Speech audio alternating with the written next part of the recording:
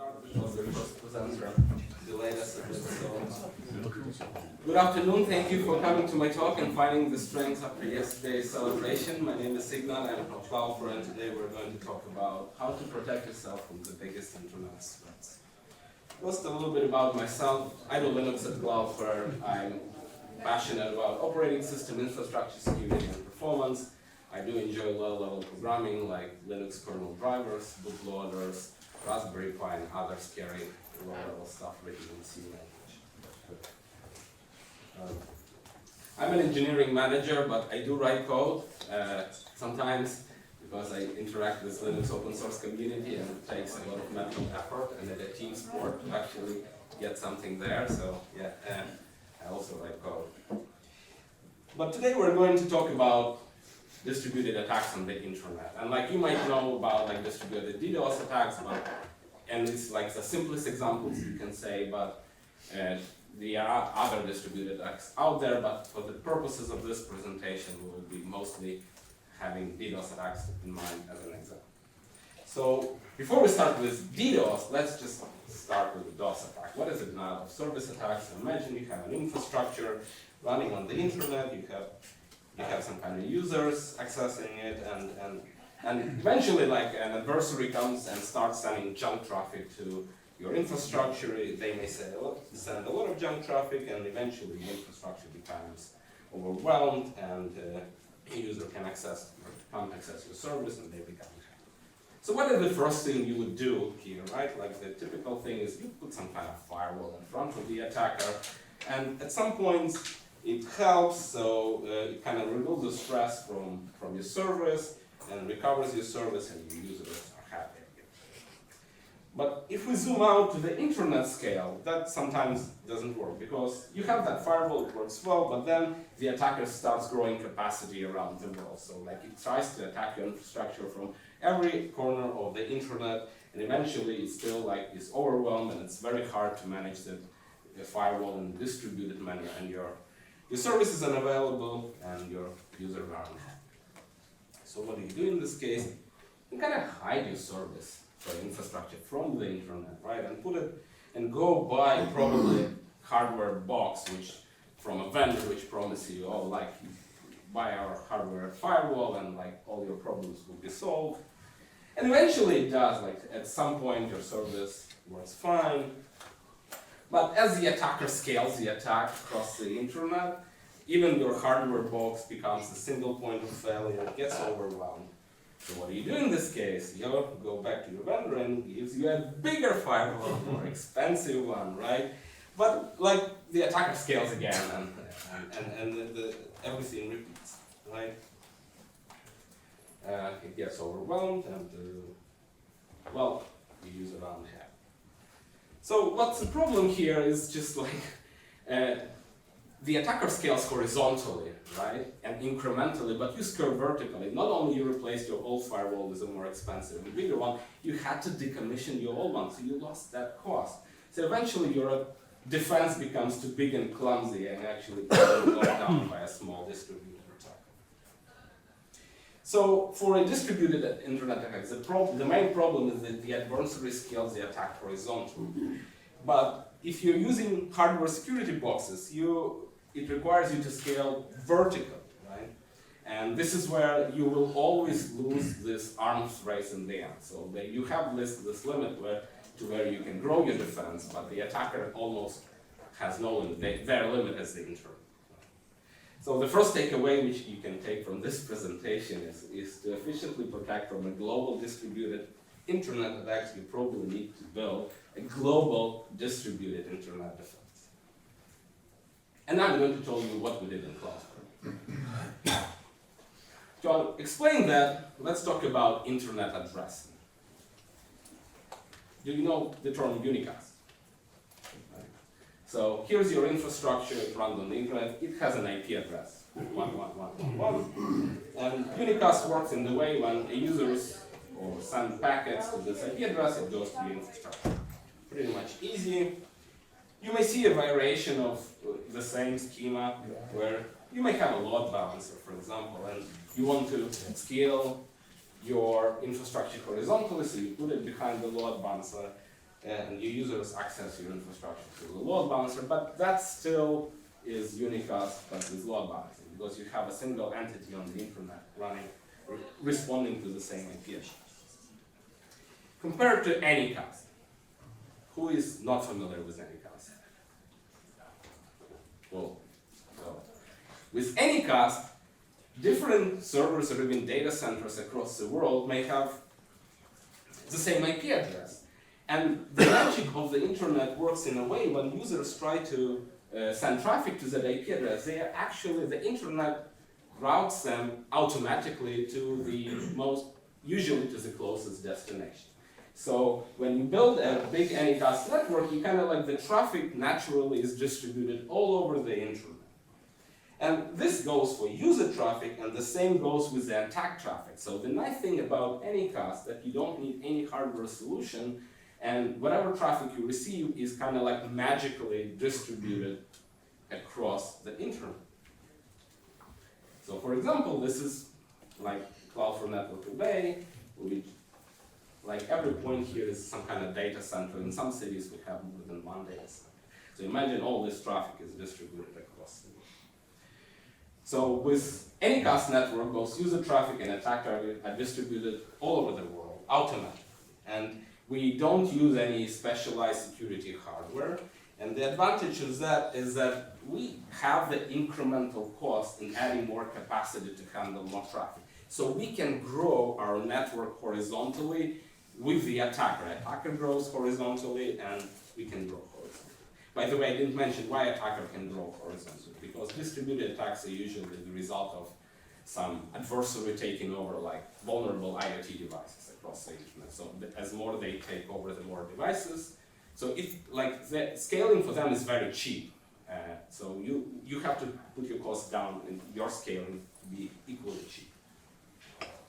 And the nice add-on to that horizontal not only allows us to handle larger internet attacks, we're actually naturally scaling our infrastructure so we can handle more good user traffic. Okay, so from Anycast, let's go to another type of attack you can see is internet hijacks. So, who knows what the internet is? Twitter? Twitter or blockchain? No. The internet is a network of networks, right? And these independent networks somehow communicate with them. They're called autonomous systems. They have a number. So for example, AS12305 is autonomous system of the Cloudflare network.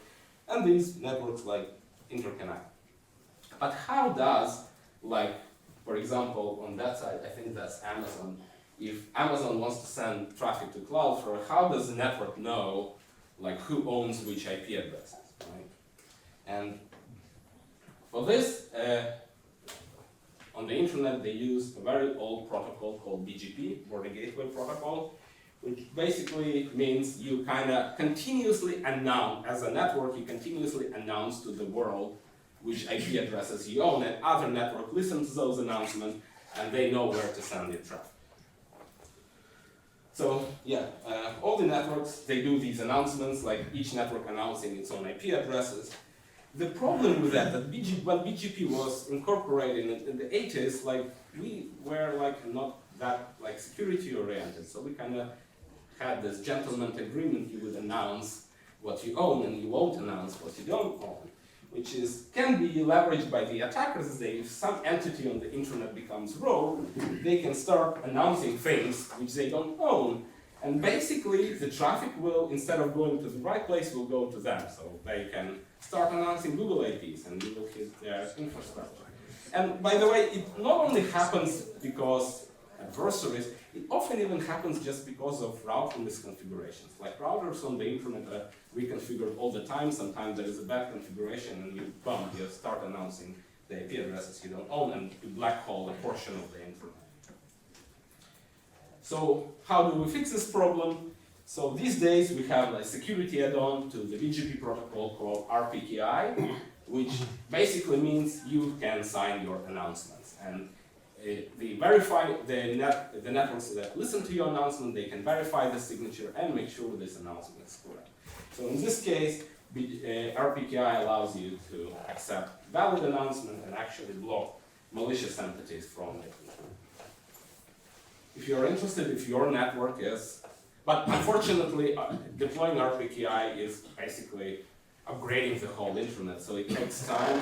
So not all providers are actually signing their announcement, and not all providers are actually verifying their announcements. If you're not sure if your ISP is RPKI supports APKI properly, we developed a tool, isbgfsafenet.com, where you can go and check, do a test and check if your ISP does RPKI properly. If it doesn't, I suggest talking to your ISP to do it correctly. If they don't, I suggest finding yourself another ISP. Okay, now let's talk about CDN bypass and egress tunnel. So normally, we talked about how you need a big anycast network to protect from massive distributed DDoS attacks, but obviously not everyone built their own. So, and to use such a network to protect yourself, you would usually employ some kind of CDN service like Cloudflare or others, and put your service behind that CDN. So CDN acts as a reverse proxy. So for example, your users are contacting the CDN, and CDN forwards your request to your infrastructure. In the same way, if attacker tries to attack the CDN will filter it out and will not send you to the infrastructure. Easy, right? The only problem with that is that your infrastructure is still on the public internet. It has a publicly routable IP address. And if attacker somehow learns this IP address, they can do like this. They can just don't contact the CDN and try to attack your infrastructure directly, bypassing the CDN, which is a problem. So that's why if you employ some kind of CDN services, make sure you take really good care of never leaking your true IP addresses. Sometimes it happens through misconfigured APIs or filters or whatnot. But how do you protect from that? And then your service can be overwhelmed, and basically, and the CDN didn't help. So what do you do in this case? Remove your infrastructure from the public internet. Run the service in localhost. But how do you make it accessible to users? So instead, for example, we have a solution called an egress tunnel, where your infrastructure can establish outbound connections to the global distributed network, encrypted outbound tunnels. So your infrastructure actually can be behind several rails or NAT or firewall, and it just does one outbound connection, and when the users or the attacker accesses your service through the CDN will forward the good traffic back with this encrypted channel to your infrastructure, and will not send the bad attack traffic. And the attacker which tries to bypass the CDN, they have no means actually to routing for your internal infrastructure. It's they're locked out. Okay, so in this case, we still were we were discussing global distributed methods of defense on data center levels. Now, so in this diagram, each blue thing is a data center. Right? Now let's actually zoom in. What happens inside the data center? What do? You may have noticed from the schema that on the internet scale, we don't actually filter any bad traffic, right? We distribute it, we slice and dice it, but a single data center can still receive good and bad traffic, right? And you need to handle that somehow.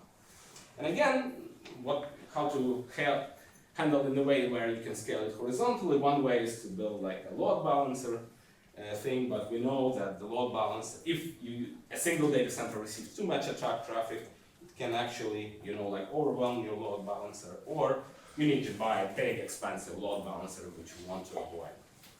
Big hardware boxes is not a good thing. So what can we do? Instead of having the public IP address on the load balancer or whatever the front thing is sitting in front, we can actually replace it with a regular router. Well, not replace it, you will have a router in the data center. So you can just reuse it and put IP addresses on all your servers, the same IP address. Right? And you can utilize technology called ECMP. Who doesn't know what an ECMP is? Okay. So ECMP is a network thing to actually route traffic for equal cost multipass routing. So what you can do is, and it kind of works similar to BGP on the internet, but in the data center level. So servers continuously announce to the router which IP addresses they can serve. So, and the router keeps track of these announcements. As long as announcement is live, the router will send portion of the traffic to a specific server. So in this case, the router will equally distribute all the load across all these servers.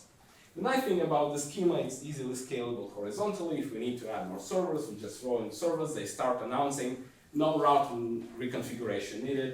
Routers immediately start sending portion of the traffic to the service. The same goes if you need to decommission something for maintenance or permanently, so you just power down the server, stops announcing, the router notices it, and stops sending traffic. Just a question, since all of them have the same IP address, what if they have to talk to one another? So in this schema we are discussing the public service which should be accessible from the internet. If they want to talk to one another, like in our, for example, case, we have internal network for internal communication. Let's say you want to run a console cluster here, right? Yeah. So it runs on an internal network which communicates on some private IPs, which are unicast, so like one IP per server. And ideally, if you just use IPv6 for this, it will be handled magically. IPv6 auto configuration. Okay, so now we reviewed the data center level protection. Now let's zoom into what we can do in the server, right? And again, in this schema, we notice, again, we're not filtering any bad traffic here. We're just slicing and dicing. So where do we start filtering bad traffic, right? It happens on the server. So how do you protect your server from bad traffic?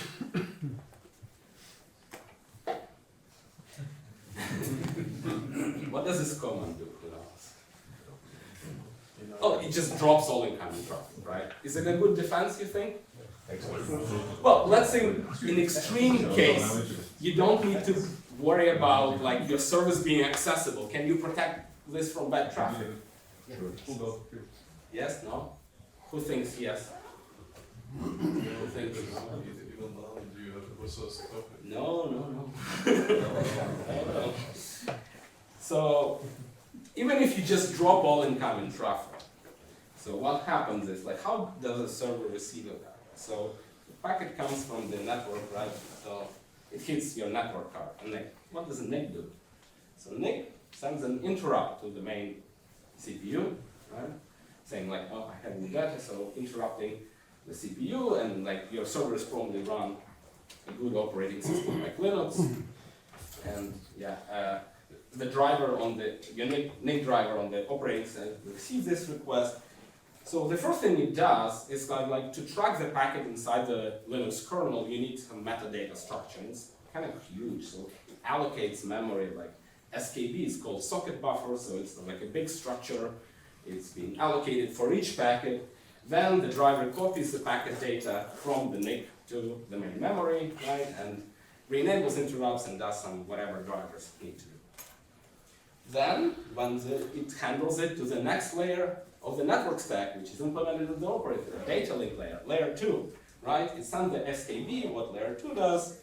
It kind of parses layer 2 headers, verifies the MAC addresses, it can check layer 2 checksums, merge frames, optimize things on layer 2, and do some stuff. So it passes then to the next layer, layer 3, which also does a lot of stuff, it parses layer 3 headers to identify which IP addresses. It may do GRO, generic receive offload, connection tracking, layer 3 checksums, routing, etc. And only then it's oh, I have a firewall, I need to drop that packet. So if you receive too much traffic, that pipeline, you can make server do a lot of work, and you can actually burn the server. Even we had a test set up, we can completely DDoS the server with drop all traffic, on Linux. So what do? Cloudflare was one of the early adopters, and we actually pushed for the technology called Express Data Pass in the Linux kernel. So what it is about, that the operating systems allows you to inject small eBPF programs really early in the packet receive path. So the nice thing about it is really fast. So if you're not familiar with eBPF language, it's kind of like a very simplified non-Turing complete language, which allows you to do really basic packet filtering, but not even basic. You can do complex packet filtering, but it's still quite fast. It's programmable, so you can really fine-tune your defense to very specific traffic.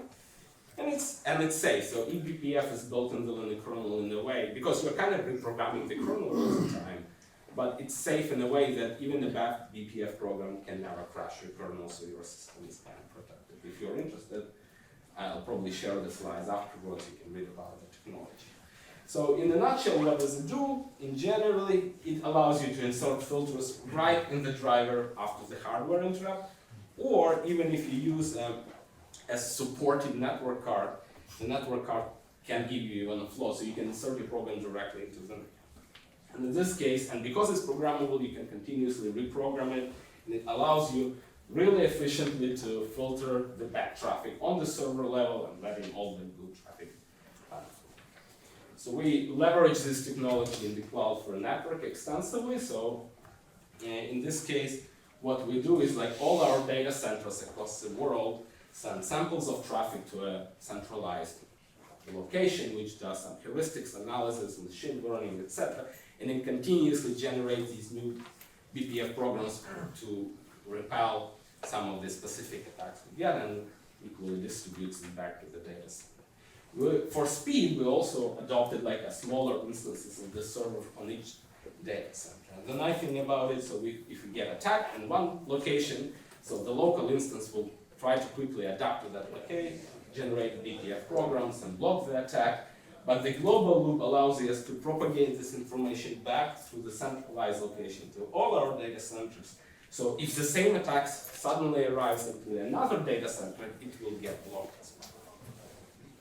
Automatically already. So it's kind of like, I don't know if any Star Trek fans here.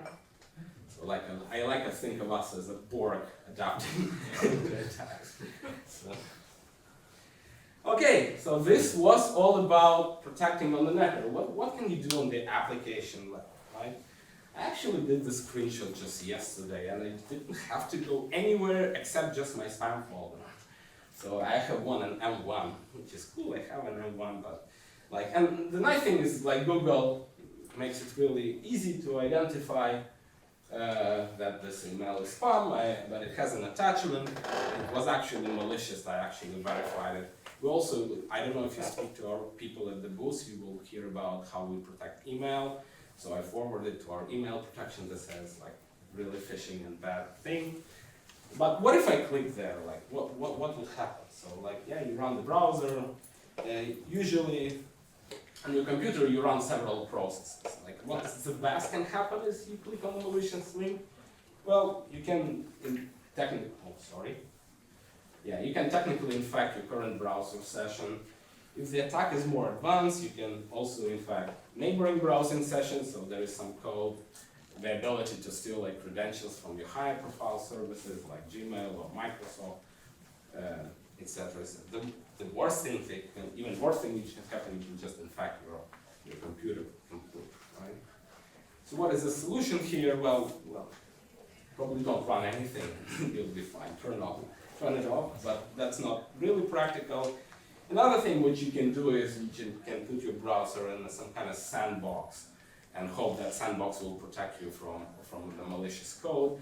That kind of works, but sandbox are not ideal technologies, so there are sandbox escape things. So eventually some sophisticated attack might use some kind of vulnerability in the operating system and escape this. So the best way, if the best way not to run anything, the second best way is probably not running on your local computer, right? So if you're leveraging like a CDN, so for example, we provide a service called remote browser installation. So instead of running your browser on your computer, it actually seamlessly will run sandboxes with browsers on our infrastructure, right? So even though the experience is kind of seamless, it feels like a local browser, the code actually runs remotely in the cloud. Right? And all these instances of browser are kind of sandboxed and separated, so if one gets infected, and not a big deal. Eventually, after every session, it will get thrown away, and your system will be safe.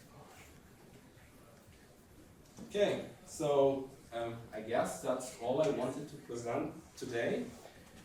Some conclusions: that to protect yourself from global distributed attacks, you really need a global distributed defense. And vertical scaling, if you apply this, always fail eventually. The network is a computer, and the internet is probably your security perimeter now. So if you have complaints about mentioning security perimeter, try to rethink it. And finally, practice defense in depth.